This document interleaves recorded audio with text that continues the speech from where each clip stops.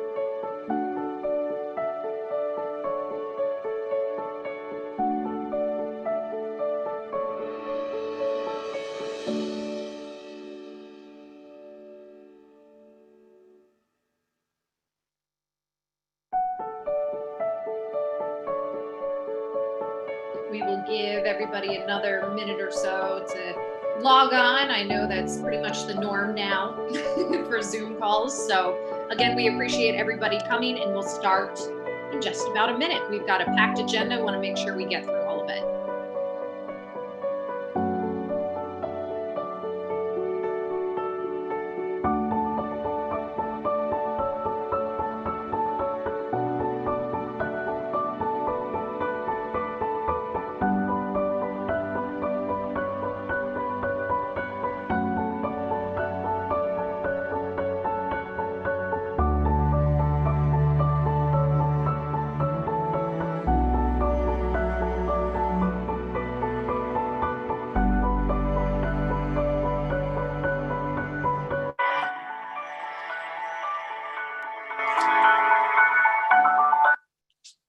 All right, good evening, everyone, and thank you again for joining us. We are going to go ahead and get started with this virtual town hall.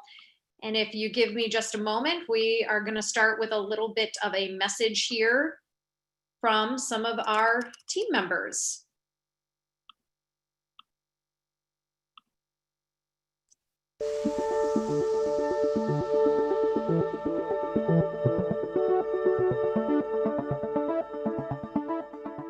You know, it's not like it used to be before. First month, first week was a little bit tough. Being here for the community and the kids is, you know, what we know how to do best.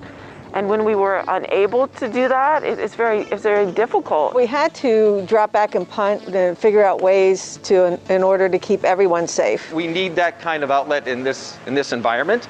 And there's not too much of it out there. We're all here to heal in some sense. Stay happy and healthy, the social connectedness, to mingle with people that we are so, you know, we care for in the community. We're a member of your community. I see the difference, you know, when pandemic and non-pandemic, it's a lot of people. A lot of people are really longing to be around people again. A lot of members consider this their home away from home. This is, you know, if they're not at work or on their couch, they're here. We've got to be there for each other. Staying connected together. When you have you're working on something bigger than yourself, it promotes positivity, it promotes morale, it gives a sense of camaraderie, even though we're social distancing. The physical interactions with people has shrunk, so this gives everyone a chance to come in, interact with some friends, whether it's in the studio or at home, being with us all together. Even though 2020 has been trying, it's been a roller coaster full of twists and turns, but what incredible opportunities for us to kind of hit the reset button,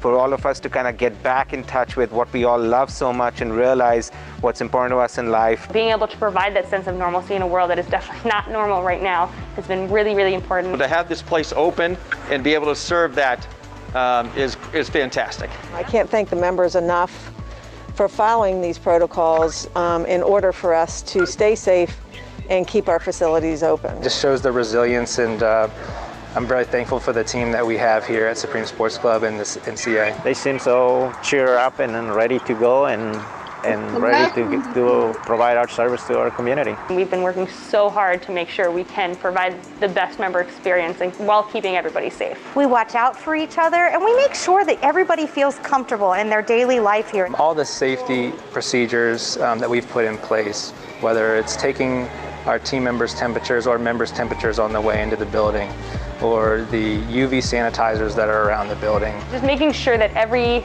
aspect of what the swim center was is able to come back the safest way possible. And we're gonna make your everyday again. It's an unbelievable experience to me, and I'm so happy that we have this opportunity now. We have a long way to go in terms of getting back to what we were and to this new normal, but what I'm seeing now has been so inspiring. On so many different levels, it's been so rewarding, even though we've probably dealt with the most trying time that you can ever think of. It's been a very challenging time for everyone, and I think there's been a lot of resilience shown throughout the organization. While we can't necessarily be as close to each other, we can't necessarily hug as much, we can share each other's energy. They all know that I'm gonna be their mom basically while they're here. I'll make sure that they're safe and comfortable, and hopefully we'll have a cup of coffee together soon. I think the only way that we can honestly and truly provide a better tomorrow is by leading by example. We really feel honored and privileged to have the opportunity to be able to serve the community through CA's Arts Center. We're all in this together, and we'll make it through because that's who we are as Columbia, and we will be stronger because of it.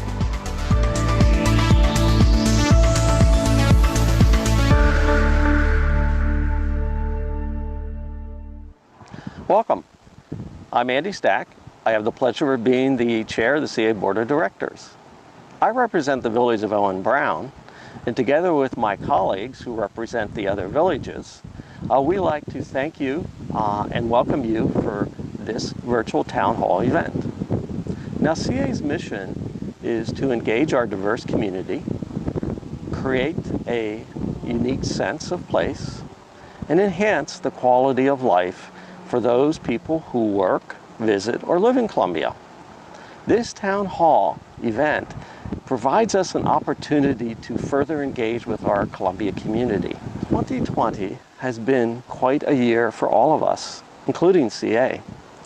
This organization has faced its most serious fiscal challenges since the 1970s. The impact is going to continue into the next fiscal year and beyond. All of these challenges raise questions, and tonight we hope to answer those questions.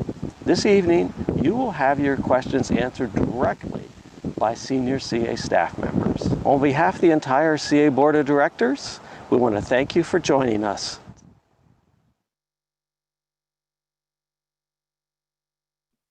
All right, and thank you to Andy. I want to echo Andy's sentiment and thank everybody for being here. My name is Dannika Rynes. I am the Senior Manager for Communications and Media Relations. No, we do not want to watch that again. Goodness gracious.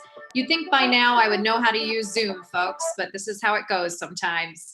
I appreciate everybody being here and obviously bearing with my technological issues as well. Wanted to just give you an overview quickly of what we're going to do here tonight. We have several presentations, a packed 2 hours, so we want to make sure to get right to it if we can. We had about 60 questions come in, which is fantastic for an event like this. We really appreciate everybody's input. Of course, that gives us a lot of ground to cover, a lot of things to address, and we're going to get to as many of those as possible. Now, that may mean your specific question may not be answered tonight, but please know that there are ample opportunities for you to reach out to both myself as well as other members of the organization to get those very specific questions answered. We will, again, though, cover a lot of ground, so I'm thinking some of your questions that you might have in your head will be answered. Now, you may notice if you've been on Zoom before, the chat function is disabled for this event. And that is primarily because, again, we got so many questions that we want to make sure to honor those individuals who were able to turn them in early and get to those questions. Now, again, I cannot stress enough that there are a lot of other opportunities, including emailing me directly. I'll put my email up at the end of the presentation to make sure that you get your questions answered if they're not during this presentation. Now, just to give you an idea of where those questions kind of came in, this is one of those word clouds that you maybe have seen before. And we compiled all of the different questions, and the answers, or excuse me, the words that came up most often are the biggest in this word cloud. So as you see, we're going to talk a lot about pools and summer activities. We're going to talk about some of the COVID-19 restrictions. We're going to talk about you as members. We're going to talk about Columbia as a community and the future of CA. We're also going to touch on things like Haven on the Lake, money, facilities, and things like that. So those bigger words, you may hear them a little more often throughout the next couple of hours. Now, I want to turn it over to our president and CEO, Milton Matthews, to kick us off. Milton?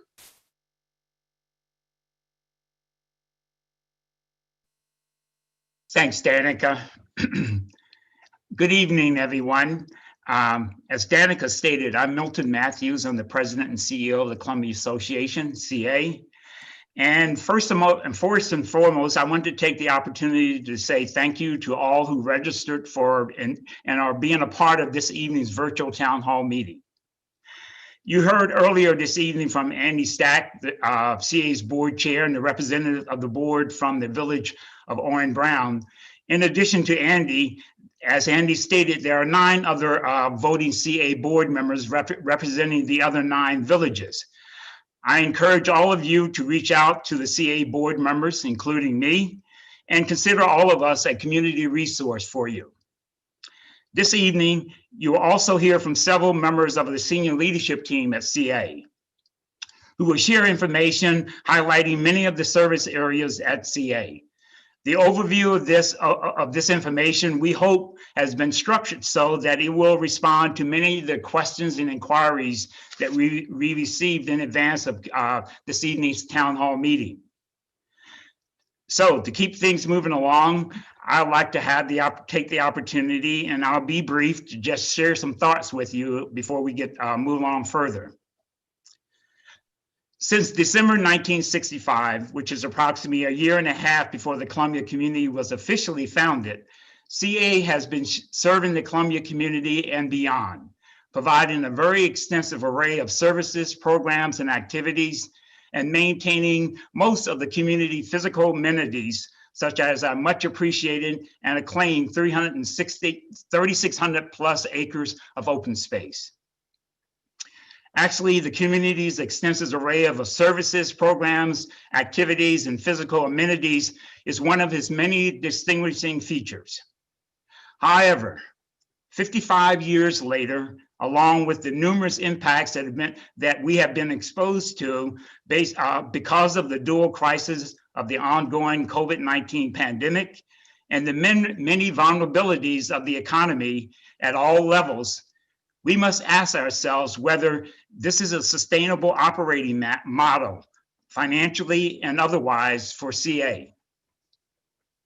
Starting with the time frame of mid-March 2020 and progressing to this evening, all of us at CA have experienced the resiliency of this organization. However, that resiliency is not a result of happenstance. As an organization, we have withstood challenges and worked through uncertainties because learnings come out of challenge.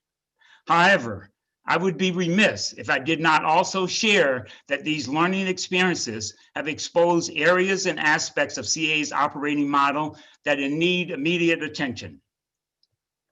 And I refer to the type of attention that will require more gut-wrenching decisions, which I believe will result in a more focused, better, and stronger CA going forward.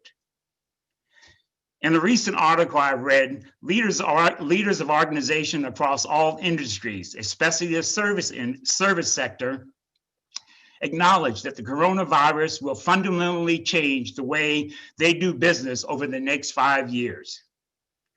I believe further acknowledgement of that reality for CA should start with our draft budget for fiscal year 2022. Much of that which our CA team members have experienced and learned along with the related data and other information over the past 10 months, is shared in the draft budget for fiscal year 2022. But again, I emphasize that fiscal year 2022 is just a starting point for the work of peeling back the layers and intentionally scrutinizing each, with a focus on producing the next operating model for CA. Yes, CA is a nonprofit organization supporting a mission. However, as Susan Krabbe, CA's Vice President and CFO, and who you will hear from very soon, has shared with me many times, no margin, no mission. Like many other organizations, the pandemic and the economy have sent a very strong message to CA, which should be received as an impetus for the organization to continue the change so that it can be stronger and remain a reliable resource along with its community partners for the Columbia community and beyond for years to come. Thank you, and back to Dannika. Milton, thank you so much. It's been so much about adapting for a lot of us here at CA and beyond in this community. I want to make sure I apologize again for not having this up earlier when I was referring to it, but this is that word cloud I was speaking of earlier. So these are some of the topics, the prominent topics that we're going to talk about today. And some of you did have some questions about COVID-19 vaccinations. I know that is the next step in all of this, as far as us moving forward, both as a nation, as a community, as individuals. And I want to let everybody know that CA does not have a direct hand in the distribution of vaccines or the planning for that distribution. However, we have been paying very close attention to what the state and the county are doing in that regard when it comes to COVID-19 in general and the vaccines. And I want to let people know that the Howard County government, as well as the health department, have put together some really great resources. StayCOVIDSafe.HowardCountyMaryland or HowardCountyMD.gov is where you can find those resources everywhere, everything from dashboards to the surveys you might need to complete in order to register for a vaccine coming up here. So as Milton mentioned, the vaccine clearly has had an impact on the organization. And to dive a little bit more into that, I do want to turn it over to Susan Krabbe, who is the CFO of the organization. She's going to give a kind of broad picture of the FY 2022 budget that we're heading into, as well as the context surrounding that, what kind of state we're heading into that budget with. Susan? Great, thanks, Dannika. So I'm going to share my screen, so hopefully you'll be able to see. And there we go. So some of the questions that came in, we got a good number of questions about the financial health of CA. So how is CA doing financially and the effect that COVID-19 had on our income? So I think it's important to start there and answer those questions before moving on to the recommendations that the CA staff has made to the board for the upcoming fiscal year. So CA's in a solid cash position. We obtained new financing in June at a historically low interest rate for us. Someone asked about the overall debt balance, and that's a very reasonable balance, $37.1 million as of April 30, 2021 coming up. So we've also gotten really good, very, very good at accurate cash flow projections. And most importantly and immediately, we focused on spending and being very careful about our spending, making sure that spending is tied to income production and to only doing the capital projects that are necessary at the time. Someone asked about our credit rating, what CA's credit rating was. And I wanted to note that our most recent credit rating was an issuer credit rating, which is not tied to a specific debt issuance, but is related to CA, the organization, as issuer. That was May 2015, and we were rated AA1 by Moody's, which was an upgrade from the previous rating. So the CA, our COVID-19 experience, I think a lot of this you're familiar with. We were state mandated closure, took effect March 15. That closed everything. At that point, we immediately postponed most capital projects unless there was a safety issue. We cut operating expenses. We were able to pay employees 100% of their pay through March 29, and we implemented a 50% pay cut for senior staff on March 30. The first round of extensive and painful furloughs and layoffs were effective April 13. So back in mid-March at the shutdown, we had 1,046 team members on the payroll. So that was our year-round workforce. By early May, we were down to 209. Now, so that's someone asked how many people lost their jobs. That was about 700, but a number have returned to pick up and provide services that we've been able to offer again. So mid-January, we have about 620 people on the payroll, and we're currently staffed at the level we need to be in order to provide the programs and services and do the activities that we can currently do within the mandatory capacity restrictions. So as programs grow, as things come online, like outdoor pools in the summer, as in-classroom instruction returns, we'll add the staff that are needed to meet those needs and provide those services. So we were closed, everything was closed for 2 months. In mid-May, we were able to, the governor issued his phased roadmap to recovery, and Howard County followed suit. And so we were able to reopen golf and outdoor tennis mid-May. The indoor tennis and fitness facilities and other activities opened June 20th, again with capacity restrictions, as most are familiar with. And then the school age services program, which has super popular, usually serving about 2,000 kids in 23 program sites. This fall, we reopened in 3 sites with about 50 children in full day care. So looking to FY22 then, that starts May 1, 2021 through April 30, 2022. So the goal, as staff produced the draft budget that we issued in early January and shared with the board and the community, is to serve as many community members as possible with as broad and diverse an array of services and programs and activities as could be offered within our financial constraints. So Mr. Stack, Andy talked about the mission, about engaging our diverse community and cultivating a unique sense of place and enhancing our quality of life. And that's what the staff had at the forefront of our minds as we developed this draft budget with the recommendations to the board.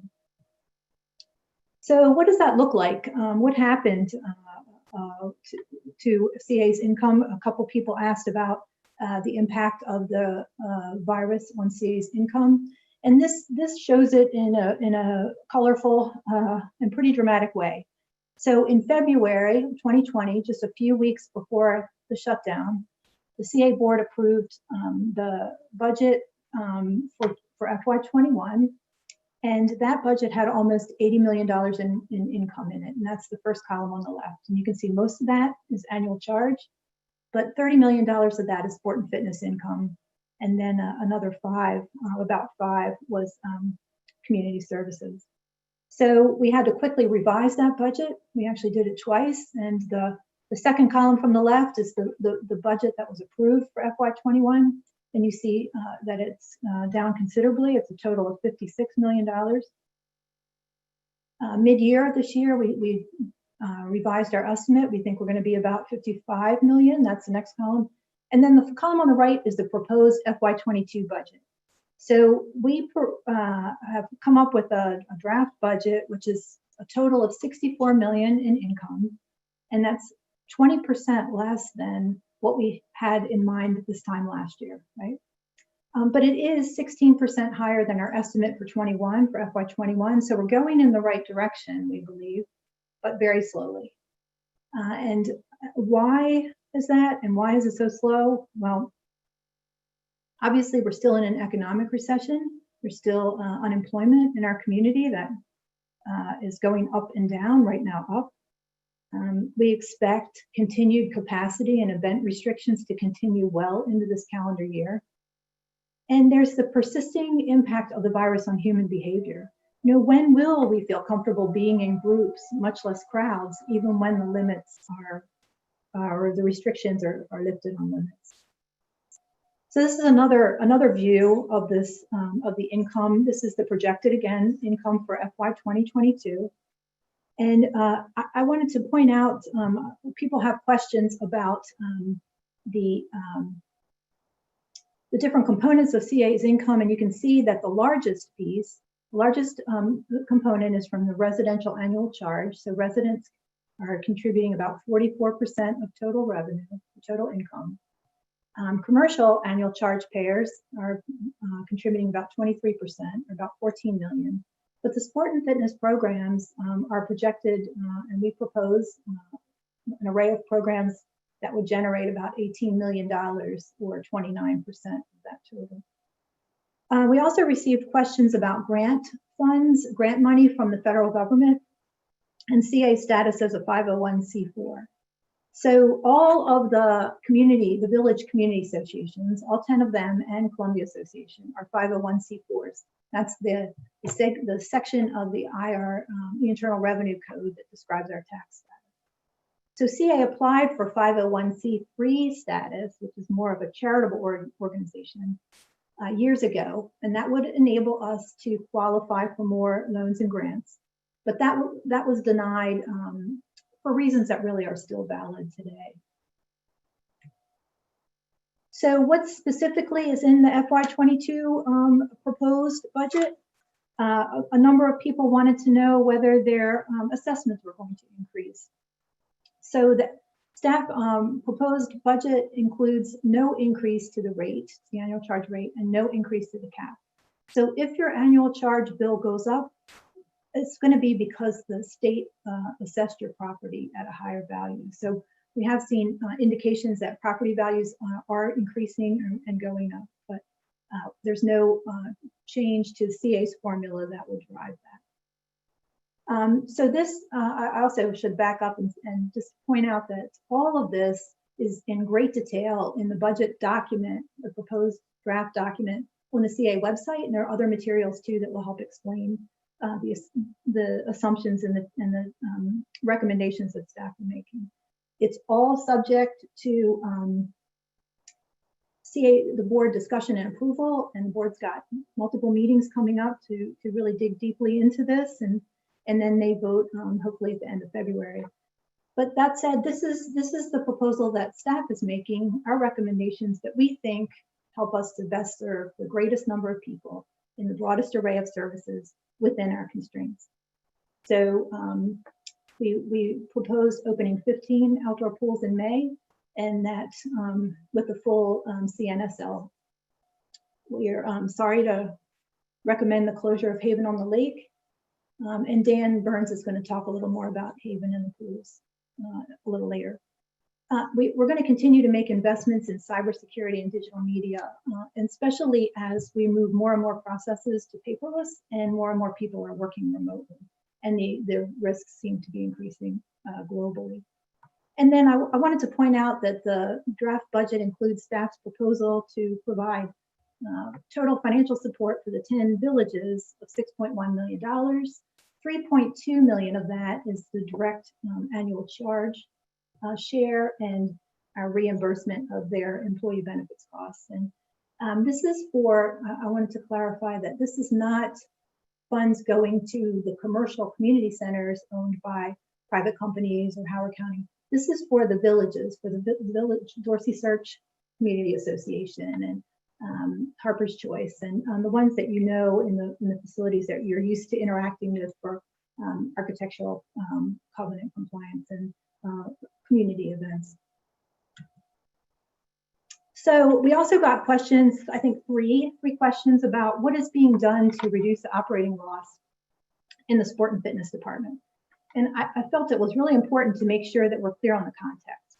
So this is the sport and fitness department. It is outdoor pools, it's a swim center, ice rink, the fitness clubs, Haven, which all have indoor pools, golf courses and tennis, etc. So, and even in fiscal year 2020, which ended April 30, 2020, just a few weeks after, 6 weeks after the shutdown, the sport and fitness department experienced 2.3 million visits. So It's even in a week that ended 6 weeks early. But the challenge here in part is there are 38 buildings providing all of this service. So just to provide some context, the fitness clubs, the 3 fitness clubs combined, generally did not operate at a loss pre-COVID, but sport and fitness as a whole does. So out of the last 15 years, the fitness clubs combined operated in the black with a positive bottom line 12 out of 15 years. So why is sport and fitness as a whole not doing the same? Well, generally, first of all, we're very building intense. We have 38 plus or minus buildings, many of which are nearly 50 years old, and they require constant reinvestment and repairs that are expensive, roofs, new HVAC, renovations, equipment, et cetera. And also really because the Columbia Association and the boards in particular over decades have chosen to operate the facilities and programs as a community service and not as a for-profit business. So we offer great discounts. Resident rates are well below market. We have the income qualified program that provides 50% discounts, and CA points, it's 100% free. And then, as is every organization, we have ongoing regulatory requirements and the cost of things that are increasing, increases in the minimum wage, other regulatory matters, and now with COVID, increased expenses for cleaning, for disinfecting, for supplies, and in some cases for staffing because of capacity restrictions and requirements. So what have we done to keep the cost down to the greatest extent possible and to reduce the sport and fitness operating loss during current COVID, which has increased because of the virus? We've eliminated some programs. We eliminated the community health program. We reduced the hours at Supreme from 24/7. We've postponed filling several vacant positions, including some management level positions. We ran Wild Lake Tennis for only USDA programs. We paused towels and coffee and tea. Now that has, for safety reasons as well, but it's also a financial measure. And we're recommending going forward 15 out of 23 pools to open this summer and closing Haven. The other thing is we reduced capital spending. We postponed indefinitely renovations that we had planned for Supreme and Columbia Gym, and many other actions that are across the board for CA, like limiting staff training and reducing the 401k contribution, other things like that. So, and then other folks, one resident specifically asked, when do we foresee CA returning to pre-COVID levels in terms of revenue? And I would say, you know, the answer is probably it depends, and no one really knows. But based on either there's economics at play, I mentioned unemployment, the stimulus, there are public health issues, whether the number of cases, how quickly the vaccines roll out, their effectiveness, treatment. There's the most important thing, I think, which is the human psychology. You know, what are the impact of the virus on people's behavior? So my crystal ball is like super murky these days, but I would say based on my ongoing constant review of economic reports and forecasts that I think CA is looking at a 3 to 4 year recovery on the income side. And we'll be updating that all the time. So we do a 10-year financial plan. The last version was completed in October of 2019. Obviously, we need to update that, and we're going to do that in FY22. And then, you know, we're in the struggle, but the only struggle that leads to progress. So that's it, Dannika. And I also want to thank the Columbia community, and I'm just so happy to be able to be serving you. Thanks. Susan, thank you so much. And just want to reiterate that, you know, a lot of what we're talking about tonight is definitely going to go back to this idea of ensuring that we are adding value to this community as much as possible. And so, you know, that's what Susan, her staff, and the staff at large has in mind when we are thinking about where is the money going to go, even when it is constrained, as it is for a lot of businesses out there. Susan did mention the impact of the pandemic on employment in particular, and we wanted to give an opportunity to the HR director, that is Monica, and she has a few words to say about the CA employees. You know, Monica, it has been a testament to resilience for sure. Absolutely. So for those that I've not had an opportunity to meet, my name is Monica McMellon-Ajayi, and I am the leader of Human Resources. And I want to take this time to let the community know that CA team members who do the day-to-day work have continued to be enthusiastically engaged in efforts to keep CA offerings and maintenance supported for the community during this pandemic. As you saw at the beginning, the enthusiasm is there. They're doing everything possible to add value to the community, and they've been brave and flexible in every single way to serve this great community. And it's important that we acknowledge the people that keep CA services going. All the team members are doing their part to follow the safety guidelines that have been put in place for themselves at work, and also to keep members safe. Through all of the pay cuts, furloughs, the mental toll that it has taken on them and their families, and also the mental toll that they've had to endure with watching their coworkers be laid off. They still persevere and do everything within their power to serve this great community. So again, I just wanted to make sure that the community had a chance to hear about our Columbia Association frontline workers. Thank you. Monica, thank you. And being here for a fairly short time that I've been here, it was amazing to talk to some of these workers firsthand for that video that you saw at the beginning, to just get their take on what these last, 9, 10, whatever many months now, as we've all lost count at this point. Moving right along, though, I want to make sure we get to your questions about one of the few of the biggest question getter topics here. And for that, we're going to turn it over to Sports and Fitness Director Dan Burns. Dan, take it away. Thanks, Danica. Let's do this awkward screen share thing.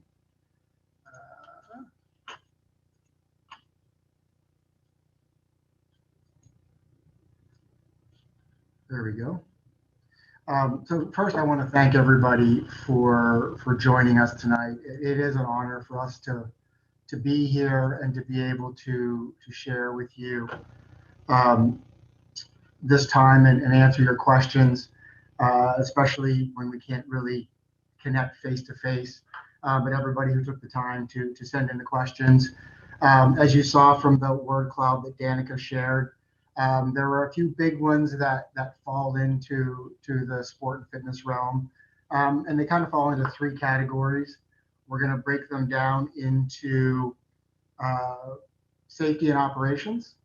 Then we're going to talk a little bit about Haven on the Lake, and last but not least, and by far the largest question getter, are the outdoor pools. So my slides are not changing.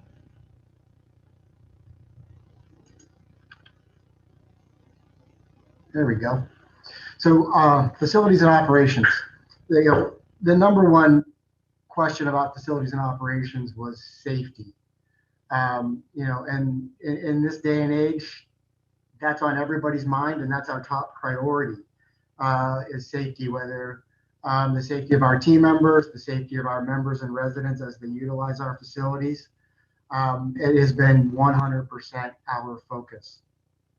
I've been fortunate since early on in the pandemic to be able to have communications with both the governor's office and the county executive's office to receive guidance and direction and clarification and support on these recommendations and restrictions that have been placed out there. But also, I'm able to connect with facility owners and managers across the country and take in best practices and only choose the best of the best responses. Starting with the cleaning.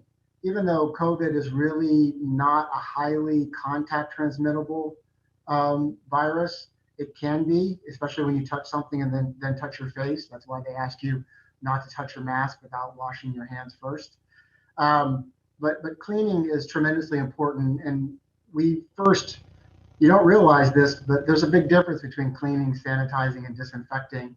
They all really utilize the same chemicals, the same disinfectants, but it's a matter of time how long the product sits on something and what it does. Cleaning just removes the germs from the top layer. Sanitizing, it starts begin killing them, but it doesn't prevent them from regrowing. Where disinfecting actually begins killing them and keeping them from reoccurring. And it just, like I said, it's a matter of time, how long the disinfectant sits on a piece of equipment that may be touched. So all three of these are happening all the time because they're all important. So we need to make sure that we're taking care of all of our surfaces all the time. How are we doing that? We've added so many alcohol-based hand sanitizers throughout all of the facilities. That was one of the things early on. We had orders into our suppliers, and we were getting back orders months later because we had ordered so much. We have antibacterial gym wipes that are available. But more importantly, we use hospital-grade disinfectants, and everybody who comes into one of the fitness facilities is given a bottle and a towel so they can clean up before and after themselves and supplement the work that the team does to sanitize and disinfect the facilities. So it's continually happening all day long to make sure that things are clean, sanitized, and disinfected. It is a team effort. But we know that COVID is an airborne transmitted virus. So two of the major things we have done there is to, one, work on our air exchange within all of the facilities. Now, within the fitness facilities, they're actually designed to have a higher turnover rate. Turnover is exchanging the inside air for outside air than a typical retail store would, because we expect people to breathe heavy and be sweating and getting hot. So they're naturally already designed to have a higher turnover rate. But with that, what we did was we increased that turnover rate by bringing more air from the outside in, and then turning the exhaust fans on high to pull out the air that's inside faster. And the question I get whenever I say that is, why don't you just do that all the time? Well, the reason we don't do it all the time is because when it's really hot and humid outside, that's the air you're pulling in. So then when you're working out, it's really hot and humid. So you're really trying to find that balance. But given the current pandemic, a little bit of discomfort is definitely tolerable given the necessity to have a higher air exchange rate. The big thing and kind of the secret weapon that we have are our air purifying fans, and it was mentioned in the beginning video. We've installed these all over our facilities, all the high traffic areas, lobbies, studios. And rather than me try to explain, I'm going to show you a short video from Jeremy Scharfenberg, who is on our CA facilities and construction team. Let's play this. This is one of our UV sanitizing fans. CA installed these devices earlier this summer. What these devices do is they use a photochemical reaction with ultraviolet light and a metal catalyst to emit an ionizing particle that then goes out into the club and actively kills bacteria and viruses. This device is very effective at this process, and in fact, can kill up to 99% of bacteria and viruses that it comes in contact with. So thanks, Jeremy. Those fans are great. They look like giant hair dryers, glowing hair dryers in the ceiling, and that's the great thing is you see the light, so you know they're working. So it gives you a real sense of confidence. But each one of those little fans covers up to 1,100 square feet, so they really do a great job, and they're running all the time. Beyond that, the big thing that we've learned is the physical distancing. It's probably been the most impactful in our lives overall staying away and not having that contact that we're used to and the community that Columbia is used to. But unfortunately, to continue moving forward, we've had to implement it, reducing class sizes. And if you've been in any of the facilities, you see you can see it up in the corner, the little orange marker to let people know a safe distance to stay away from each other. We've taken equipment out of services, so every other piece of equipment, so you don't have two people beside each other or in front and behind each other. Just different things to make sure that we are keeping a safe distance. We've limited interactions and contact by eliminating cash transactions and services like hot beverages and towels. That really keeps that the person-to-person contact down. We had some specific questions about the senior crowd and what are we doing. Well, all of these things impact everyone, but one thing we did specifically for seniors is at the athletic club, every day, 7 days a week, we close the facility at 1 o'clock in the afternoon. And from 1 to 1:30, the team goes through the facility, cleans, sanitizes, and disinfects everything to be open at 1:30. And then from 1:30 to 3:30, the club is only open to those members who are 60 plus. There's programming there that is geared towards that crowd and an assurance that everyone in there is in that at-risk category. We've had some great feedback, and I was looking at the data a couple weeks ago. We actually have 33 unique users over 85 years old utilizing the facilities. That's about a third. We had over 100 pre-pandemic. But I think it speaks volume to the work the team is doing to keep the club safe and make people feel safe while they're there.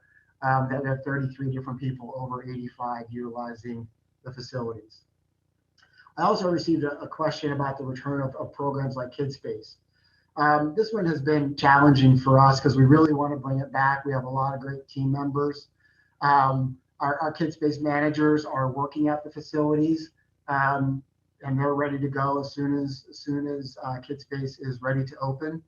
And we're going to open it as soon as the restrictions and the comfort permits. We're getting a few questions about it, but we're not really seeing, and I'm not seeing, my contacts across the country, that parents are ready to have their kids in a kind of uncontrolled environment. When I say uncontrolled, our tennis programming and our swim lessons for kids are doing really well because it's very controlled. Everybody's doing a certain thing at a certain time, where the Kids Space is a little more dynamic. What I'm doing is I'm really keeping an eye on the Howard County schools. And as school starts going back, then we'll be looking at seriously reopening Kids Space. I've now heard Governor Hogan just came out and said March 1st for hybrid. So that would be our next target date to look at. If that doesn't happen, then it would probably be around summer. I also received some questions about online programming. And we actually have a lot of online programming going on that's available to everyone in the community. CA and Haven at Home on the website, there's on-demand videos of different classes, yoga classes, different kind of programs, fitness programs, as well as there's some things there for kids, some programs from school aid services. So there's really a lot of things at CA at Home if you haven't checked it out yet. And we've just recently introduced a private Facebook group, CA Group Fitness at Home, for members who have active memberships or are frozen, to take some live stream classes. So you'll need to register for that program. But we also offer virtual personal training. So if you really want some guidance on your at-home programming, but aren't ready to come back to one of the facilities yet, our team is ready to do it virtually. And we're also offering Tribe, our small group training, both in the facility, but also virtual options as well. So there's really a lot of virtual programming that we're working to deliver, and we're going to keep working to deliver more. When it comes to working from home, because a lot of people are doing that right now, one member asked very honestly, I'm doing great working out at home. Why should I keep my membership? Well, first, congratulations. It's really hard working out at home and being consistent with it and sticking with it, especially with everything we have going on. So congratulations. As somebody myself, I'm a competitive cyclist, so I do a lot of work outside of the clubs, and I get it. But I also do a lot of work in the clubs because I have a lot of other support work that I do, fitness-wise. So there is a balance. And I think, the first and foremost, the one thing that you get from being a member is community. It's what we're all about. And it's one of the things we found, over the course of this pandemic. People really are social beings, and they want to be around other people. That's when members come back to the club, that's the first thing they say is they just wanted to see their friends. They wanted to see the people they were around. You draw the motivation and the inspiration from that. It makes you get in the door the days you didn't want to do it. When it was harder to get out to the garage. But in addition to that, variety, and variety is the spice of life.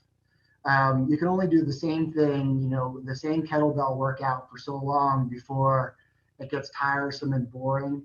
Or you really do need to accessorize. And then you never forget, in addition to the fitness, you have pools, you have tennis, you have the skate park, mini golf. There's a lot of other things that are part of the CA experience.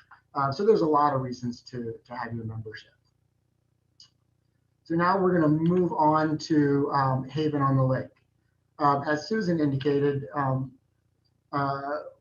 we have recommended to the board to look at closing Haven on the Lake effective May 1st. This was a really hard thing for us to recommend. Haven opened shortly before I arrived at Columbia and Columbia Association.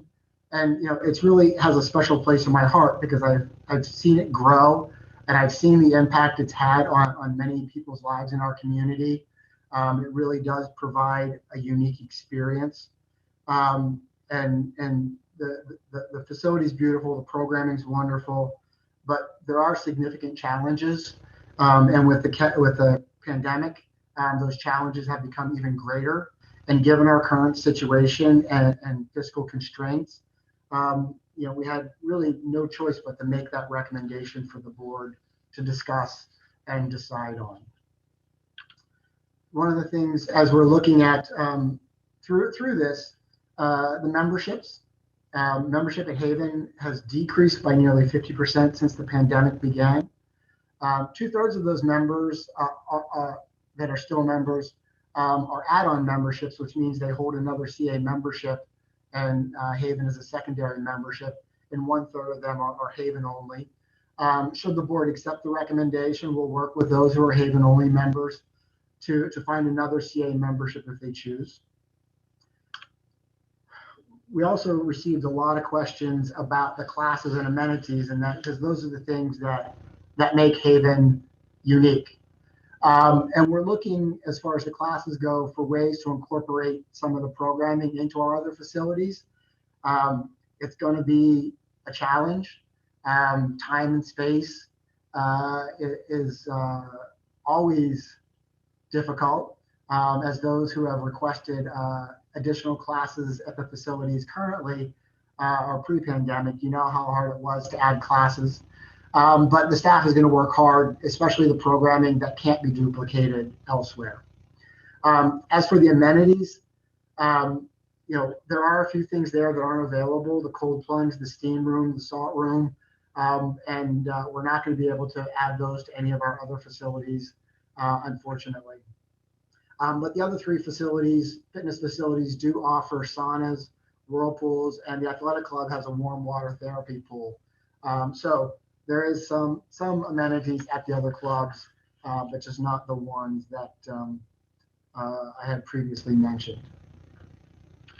So moving on, if you remember back to Dannika's word cloud, summer and pools were the two biggest things in the middle. Understandably, much like you were, we were disappointed not to have an outdoor pool season last year. It was a very, very trying decision for us all, and a decision none of us wanted to have to make, and hopefully none of us ever have to make again.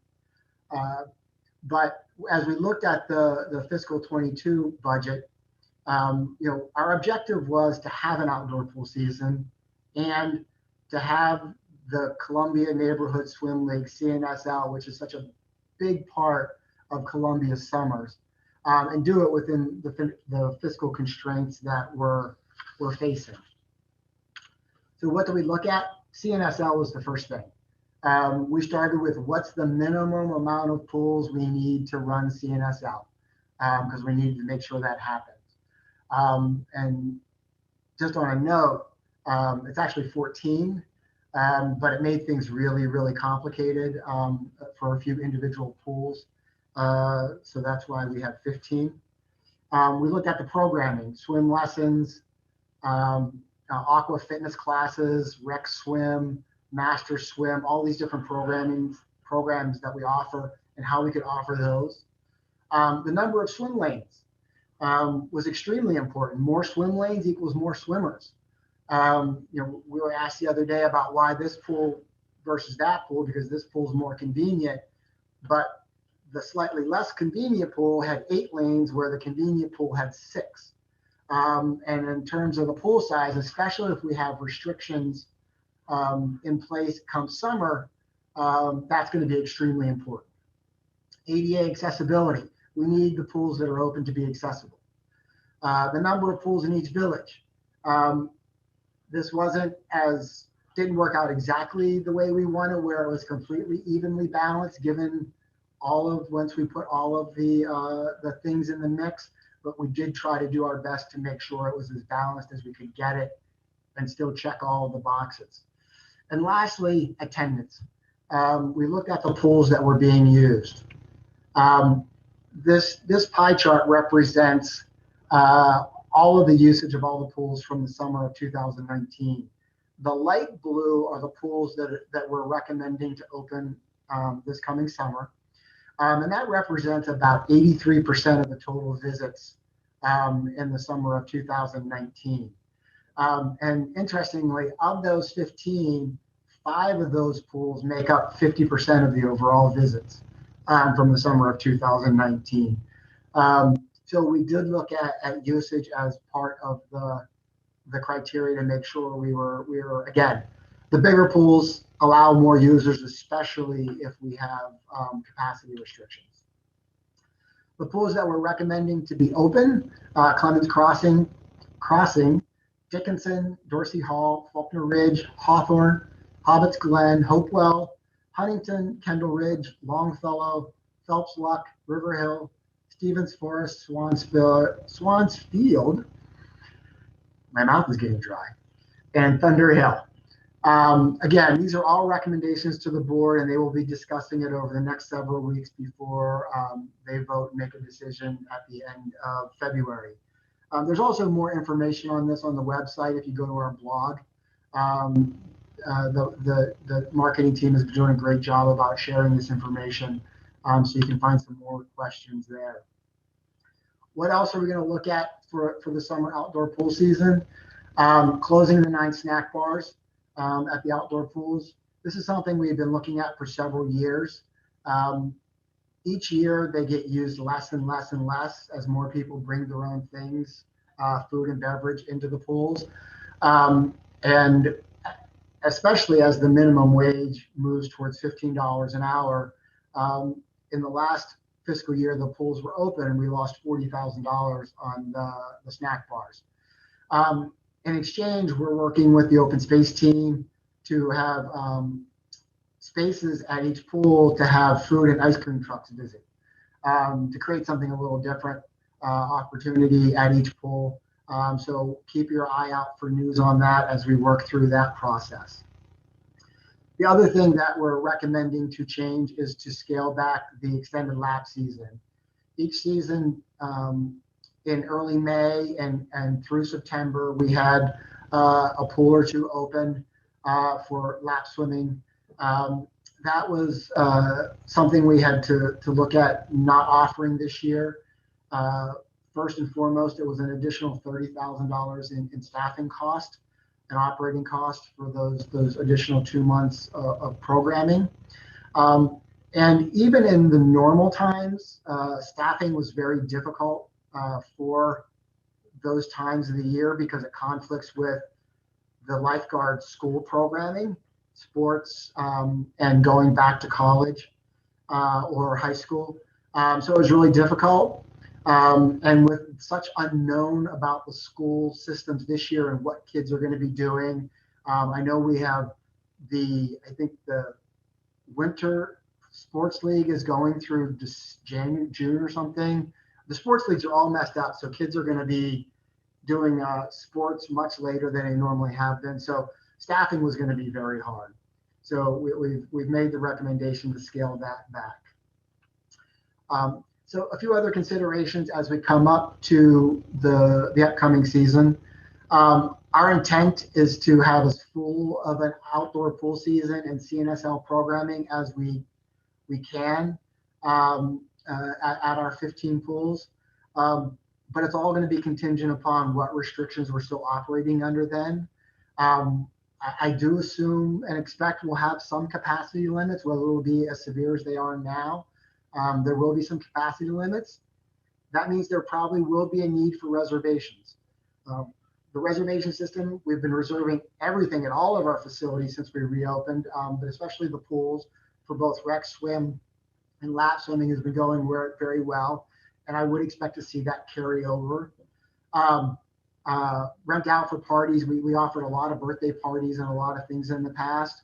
That again is going to depend all on the gathering restrictions and what restrictions we're operating under at that time. So there's a whole lot of TBD there to be determined. So you'll have to keep your eyes open, and we'll be letting you know as soon as we know what's going to be happening, how we're going to be working. But I will say, if we are going to have reservations, if you haven't updated your Spectrum account, your membership account, to do online registration, start getting that worked out now so you're not trying to do it at the last minute when everybody else is trying to. It'll make everybody's life a lot easier. Lastly, or next to last, we were afraid this was going to happen, but we're hoping it wasn't. But the number of applications we've gotten for lifeguards this summer is behind pace of what we normally would see. And that's going to make it even harder to open the pools and provide all of our services. So I'm going to ask a little favor to everyone that's on the call. If you know anyone who's looking for a summer job as a lifeguard, please have them submit an application. We'd be more than happy to have them. And I'm sure the community would be very happy to have them too, as it just allows us to keep the pools operating. And lastly, as we mentioned before, I just want to remind everyone that for all of these recommendations, the board will be discussing this over the next several weeks. I believe there's a meeting virtually every week between now and the vote for your opportunity to share your opinions. Please do, and let the board know, and so they can make a fully informed decision on all of our recommendations. And with that, again, thank you for your time, and whether it's sending in the questions, being here live, or watching this after the fact. All right, Dan, thank you so much. I think Dan could have filled the whole 2 hours. We let him off the hook a little bit, but we know this is an area, particularly the pools, that's very important to folks. So a lot of disappointment about last summer, and we understand that. And we really hope that this year we can get back on track with opening at least those 15 neighborhood pools for you guys. Of course, these investments, as Dan kind of alluded to, are optimistic in a sense. We don't know, like we didn't know at the beginning of all of this, what the COVID situation will look like in a few months. So to be continued and to be determined for sure, but we will do our best to keep you well informed of what's going on and the decisions that are being made. And of course, I'm kind of excited for food trucks at the pools. I don't know about anybody else. All right, moving on here, we did receive some questions focused on development. So things like the Long Reach Shopping Center were brought up, and Harper's Choice Village Center.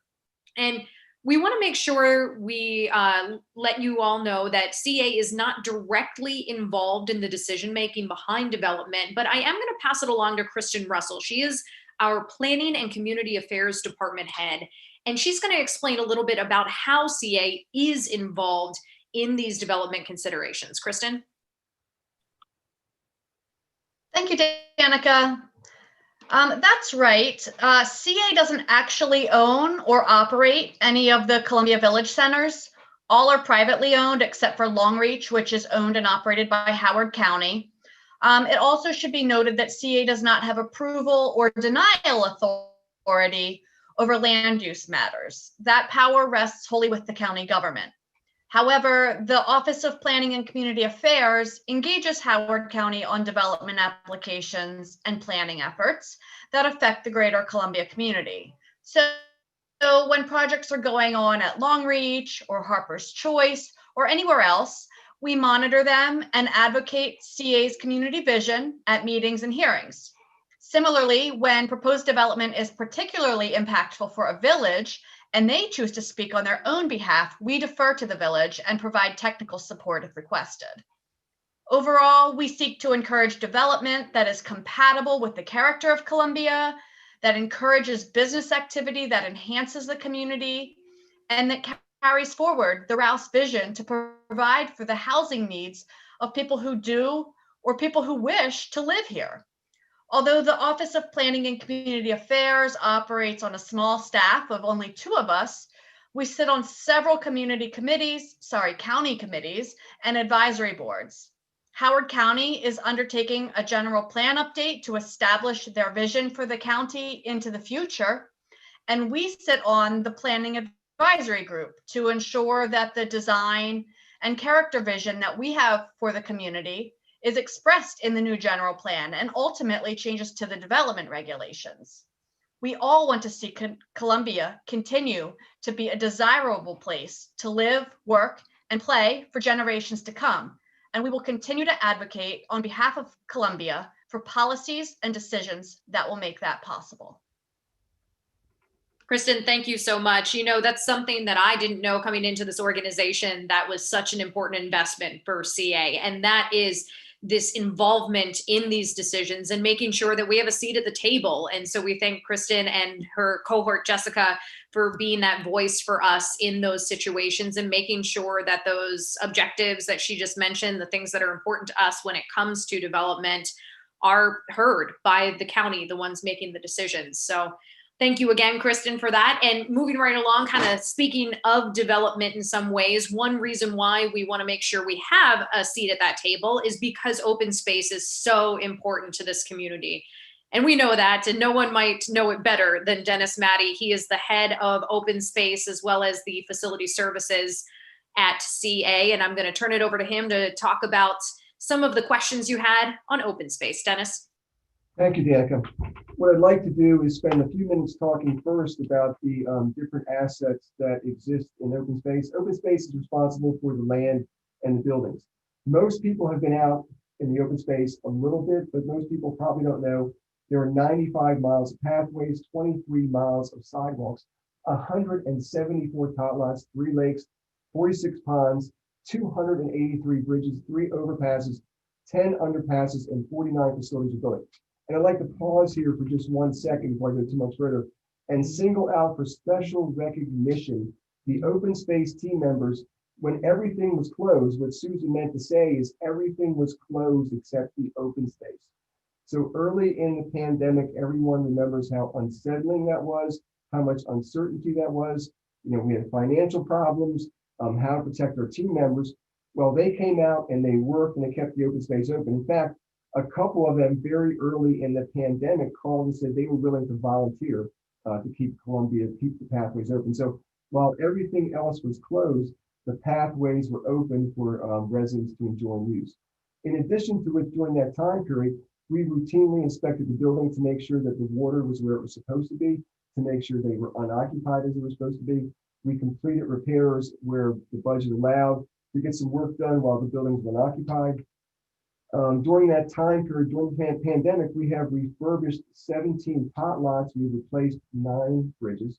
We've renovated over 4,000 linear feet of pathways, and we've done some major projects, Rustling Leaf Stream Restoration, the Symphony Woods Pathway. We've kept ourselves busy.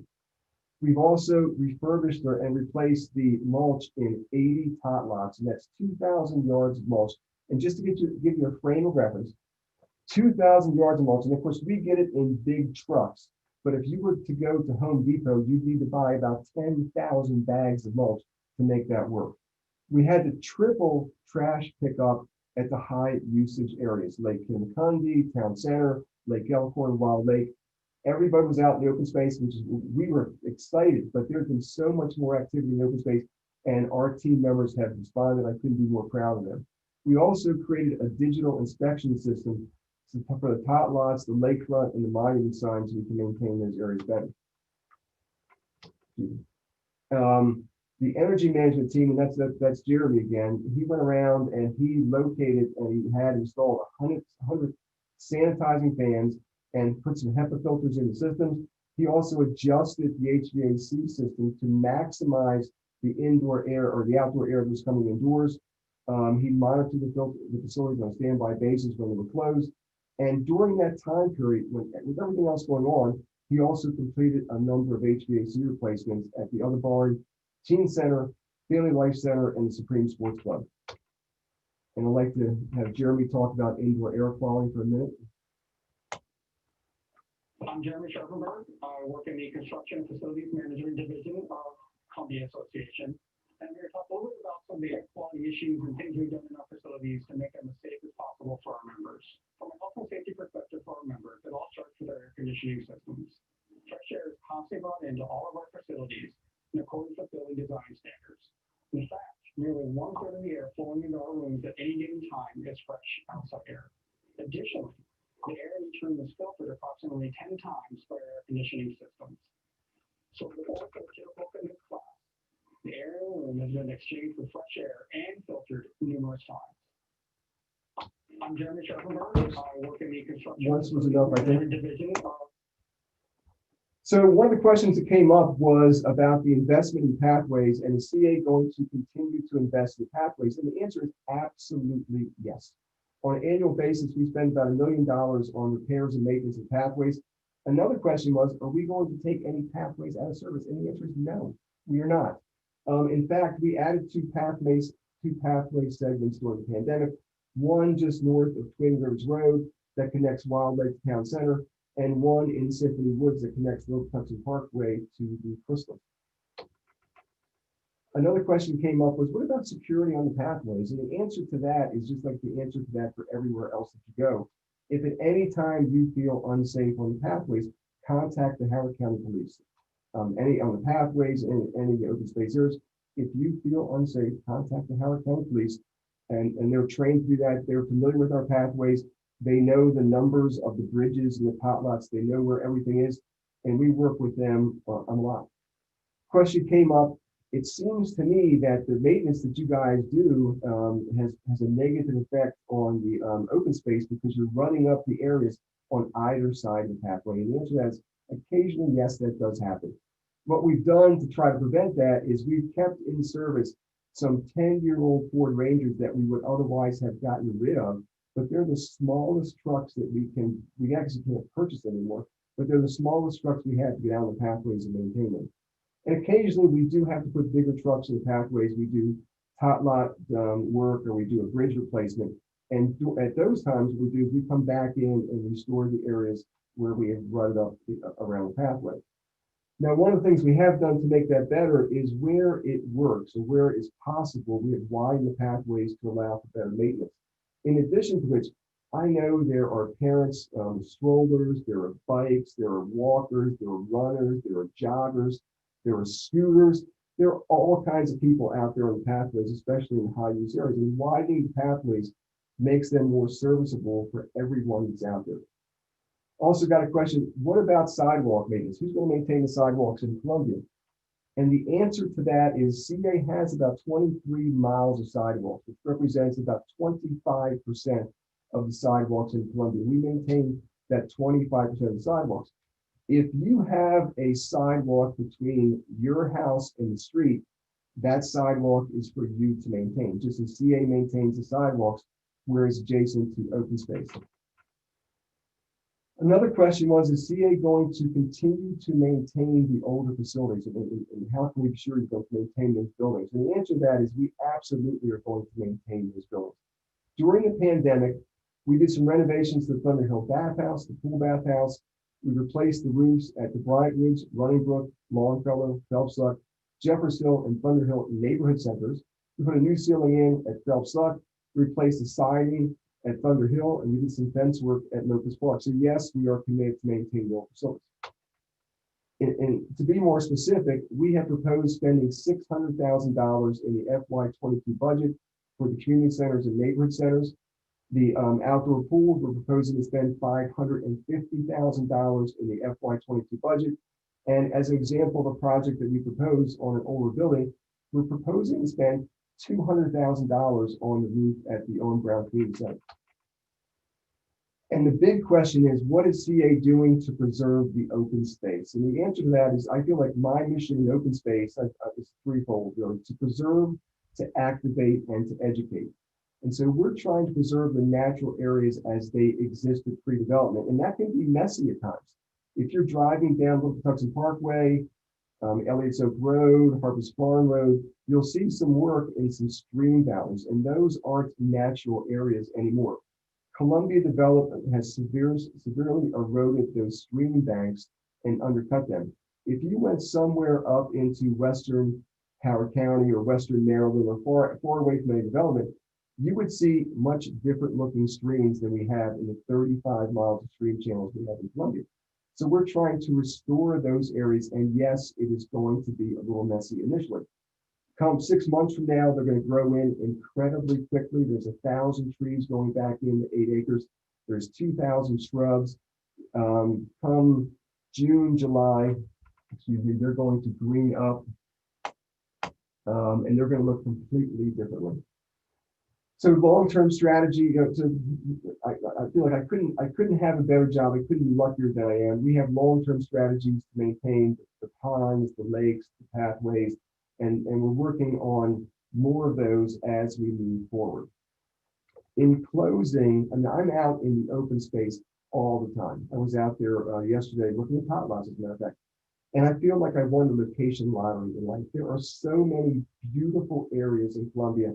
And if you just get out and walk the pathways, they're everywhere in Columbia. And the final thing I would say is that in many cities, they try to put parks in the city to make them better. What's happened in Columbia is that a city has grown into the park. With 3,600 acres of open space is just an amazing asset for Columbia residents. Thank you, Dannika. Thank you, Dennis. And what a way to put that. I mean, you know, I've lived in a number of places over the course of my life and career, and Columbia is really special in that regard, certainly for being a city built around its parks, if you will. That's a great way to put that, and appreciate all the work that that crew has done to keep us a little more sane during this time, that's for sure. So the next topic of conversation I want to bring up is schools reopening. And Dan sort of touched on this. We had some news about it today from Governor Hogan. He discussed today highly encouraging hybrid learning by no later than March for public schools. So we're not sure exactly how Howard County Public School System, how they're going to handle that announcement. What we do know is that just last week, the start of in-person small group programs is what they're calling it. The superintendent for Howard County Schools said that was actually going to be delayed a little bit. So now we're looking at like the second week of February, but they are monitoring COVID cases on a regular basis to make sure that they are introducing this at the appropriate time. Clearly, that small group would morph into hybrid. So that's kind of what they're looking at. But this is all from research. This is not me having an inside scoop or anything like that.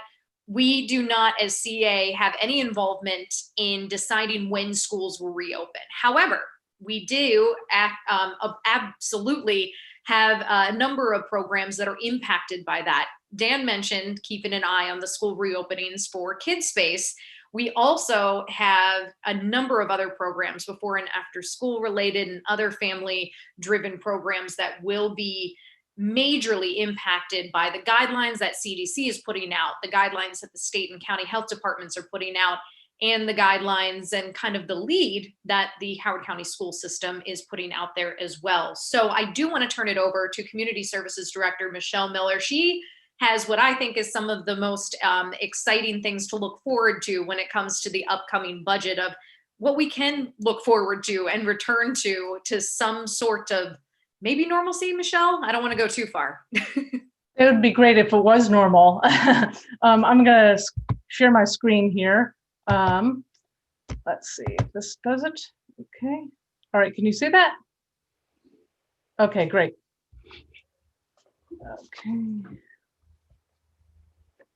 Okay, let's move this over here, slide.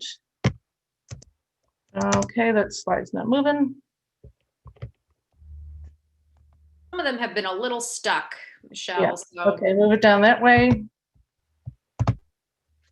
Okay, there we go. Community services. All right. Thank you again for the opportunity to speak to you about community services. And CA remains committed to serving families and supporting our youth, cultivating opportunities in art, and celebrating culture and diversity in the Columbia community. And here's how we're going to go about doing that this year. So we are going to have, we're planning about we want you to know about the summer camp offerings. And while it's really tough to tell what the summer will look like with COVID restrictions, in the draft budget, we are proposing to offer 4 camps. And those camps will be run out of the teen center. One camp will be an art center camp. Another one will be a sports camp. And registration for those camps will begin in March, after the board approves the budget or our recommendations. And as Dannika mentioned, there was a question regarding the Howard County Public Schools returning to in-person instruction, and FY22 draft budget does include for the return of the before and after school care program. And we're monitoring the hybrid operations and what will happen for the rest of the year, this year, and to determine our programming for the rest of this year. And again, in FY22, we're planning to offer the Youth and Teen Center reopening, which that teen center is located in Oakland Mills. And the center serves youth ages 9 to 18 and offers a variety of recreational, educational, and life skills development opportunities for the youth. Okay, let's see, down here.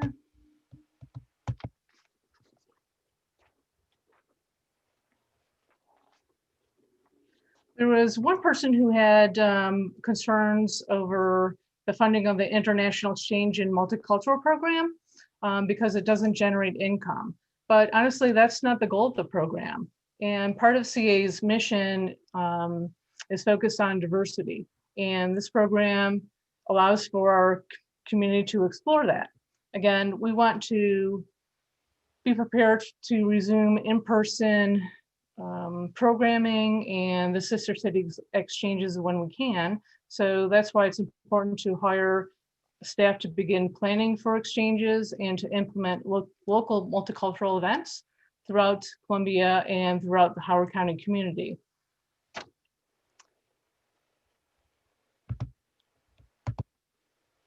So Columbia Archives. Right now we're doing virtual programs, and we're going to continue virtual programs and hopefully in-person programs next year. And also the Columbia Archives, we're gonna be the source of information in the history of Columbia. And just want to give a plug out for the new Columbia Archives online database. You can go to ColumbiaMarylandArchives.org, and at your fingertips you can find the history of Columbia that you were all searching for, and perhaps your street name. That's a very popular one. So, okay, and also programming and investment in the arts will continue with classes at the Columbia Arts Center, which is located in Long Reach Village Center, and the popular Lakefront Festival at Town Center Lakefront Plaza, with 3 movies and performances beginning in late June, depending with the COVID restrictions that may be in place at the time, through Labor Day. So I hope you are going to come out and try some of these programs. And thank you for your time tonight. And again, everything is more explicitly, details are in the budget, and we'll look forward to your comments. Michelle, thank you so much. A couple things about what Michelle just said. I've had the pleasure of working with the head of the archives and her hard work of making sure that Columbia's history is digitized. And it is not only an extremely heavy lift, but this database is just really cool. I don't know if anybody else out there has a little tinge of dorkiness to them, but the streets database in particular, really, really awesome. And it's at your fingertips. You can search for whatever you'd like. You know, your kids can do a project on local history even, and find some artifacts right there in that website. So I would highly recommend checking it out one time. Just kind of poke around a little bit, give yourself 30 minutes, maybe, you know, delay the Netflix next episode and do that instead. And the international multicultural programs, bringing back somebody to lead those programs, I just think is so meaningful for making sure that that remains a commitment of our organization. And again, coming back to this idea of just investing in quality of life, and that's quality of life for everybody. And so it's so important to make sure that we are all maintaining that awareness, that inclusivity, excuse me, and equity, those notions, and learning about each other's cultures. I just think that is so great. And did she mention the Lakefront Festival will maybe be back? Like, thoughts of summer, guys. It's almost here, I think. So I'm going to provide a little bit of a wrap up here to just kind of end us out this evening, and then we'll let Milton have the final word. But I wanted to just explain from my perspective and from the organization's perspective about, okay, what's next year? What else can you expect? What else should the community expect when it comes to all of these recommendations for the budget, when it comes to getting your voice heard on the budget and other issues as well?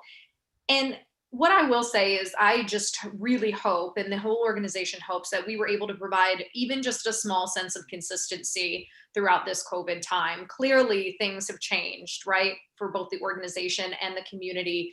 But even if we could provide that, you know, once a week lap swim, or, you know, workout class, a walk in open space, whatever it may be, an art class at the art center, we just really hope, again, that we were still able to improve quality of life here in Columbia. That is always the goal, and it still has been the goal even through this really tough time. So case in point is we cannot wait to see you in person again. We cannot wait to get out into the community and be out there again. I want to bring up those words that were in that beginning video: creative, clean, constant, celebrating little victories, so important right now, collaboration, compassion, courage, and caring.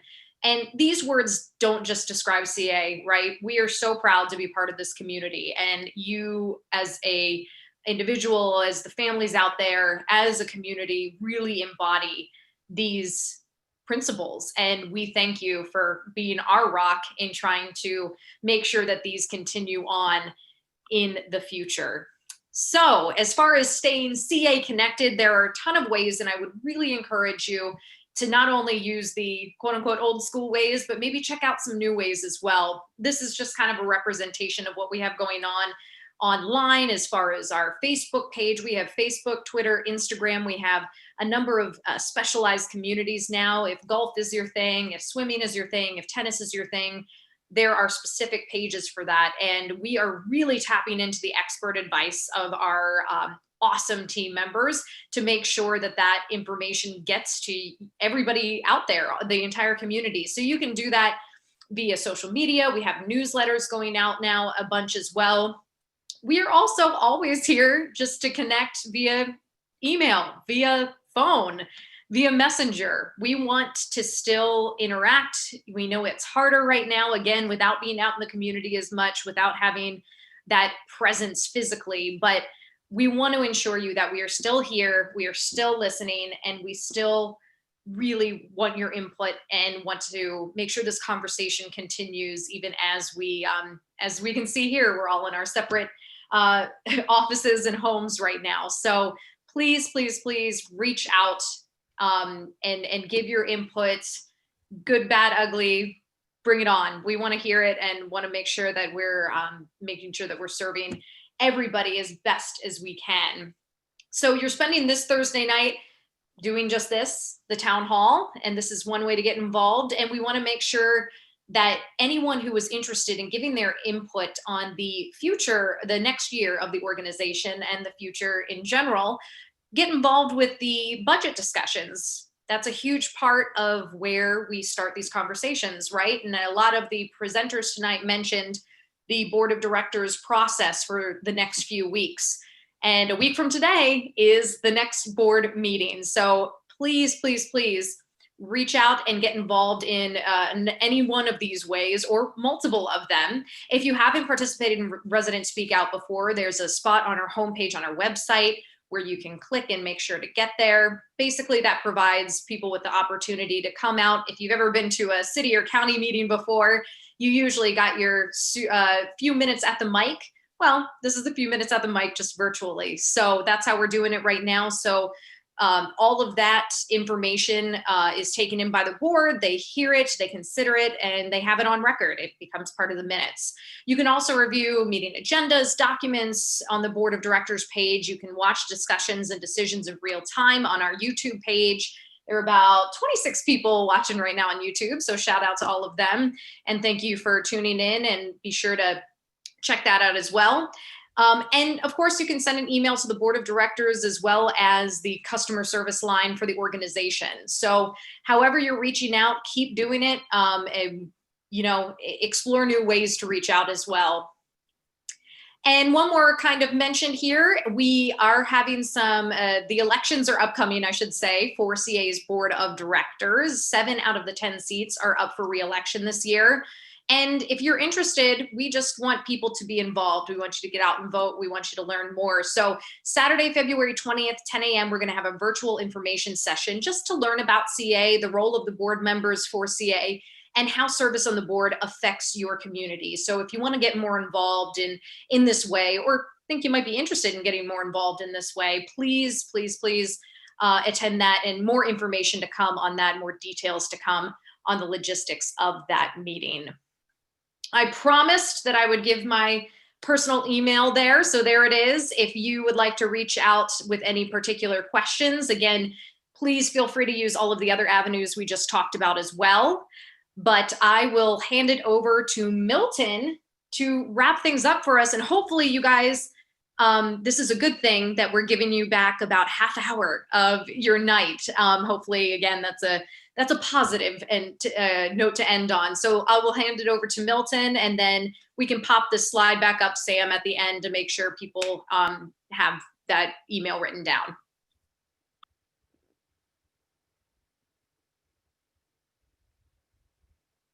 Okay, everyone, I'll I'll be quick. I just want to say thanks again to everyone. I was looking at the count at the bottom of the screen. We got up to high as 121 participants this evening, and that's great. That's a great number to start with. I just want to say that everyone knows that Columbia Association is a community-wide organization, and as Dannika said, we want everyone to get involved. A portion of our mission statements talks about engaging a diverse community in its many forms, and a portion of our vision statement talks about working with community partners to find solutions for a dynamic and inclusive community. And that's Columbia. And so thanks again, as I said, and stay involved because CA needs you going forward. Have a good evening, everyone.